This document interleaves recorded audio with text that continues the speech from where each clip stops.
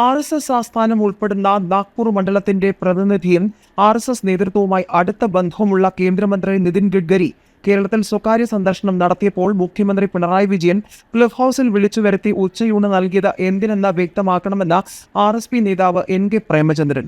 നിതിൻ ഗഡ്കരിയും കുടുംബവും തീർത്തും സ്വകാര്യ സന്ദർശനത്തിനാണ് കോവളത്തും കന്യാകുമാരിയിലും വന്നത്. ഇതറിഞ്ഞ പിണറായി വിജയൻ ഗഡ്കരിയെ ക്ലിഫ് ഹൗസിലേക്ക് ക്ഷണിക്കുകയായിരുന്നുവെന്ന് NK പ്രേമചന്ദ്രൻ ആരോപിച്ചു. മുഖ്യമന്ത്രിയുടെ പ്രവൃത്തി CPM പോളിറ്റ് ബ്യൂറോ അംഗത്തിന് യോജിച്ചതാണോ എന്ന് വ്യക്തമാക്കണം. ഗഡ്കരിയെ സൽക്കരിച്ച പിണറായിക്ക് എങ്ങനെയാണ് LDF കൺവീനർ EP ജയരാജനെ കുറ്റം പറയാനാവുകയെന്നും പ്രേമചന്ദ്രൻ ചോദിച്ചു. പിണറായി വിജയന്റെ നിർദ്ദേശപ്രകാരമാണ് CPM കേന്ദ്ര കമ്മിറ്റി അംഗം കൂടിയായ EP ജയരാജൻ BJP നേതാവ് പ്രകാശ് ജാവ്ദേക്കറുമായി കൂടിക്കാഴ്ച നടത്തിയതെന്നും പ്രേമചന്ദ്രൻ പറഞ്ഞു. മുഖ്യമന്ത്രിയുടെ അറിവോടും സമ്മതത്തോടും കൂടിയായിരുന്നു ഇത്.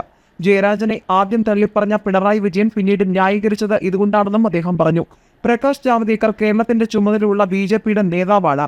മുഖ്യമന്ത്രി പറയുന്നത് താൻ പലതവണ ജാവ്ദേക്കറെ കണ്ടു എന്നാണ്. തെരഞ്ഞെടുപ്പ് പ്രഖ്യാപിച്ച ശേഷം മുഖ്യമന്ത്രി ജാവ്ദേക്കറെ കണ്ടത് എന്തിനാണെന്ന പൊതുസമൂഹത്തിന് മുന്നിൽ പറയണം.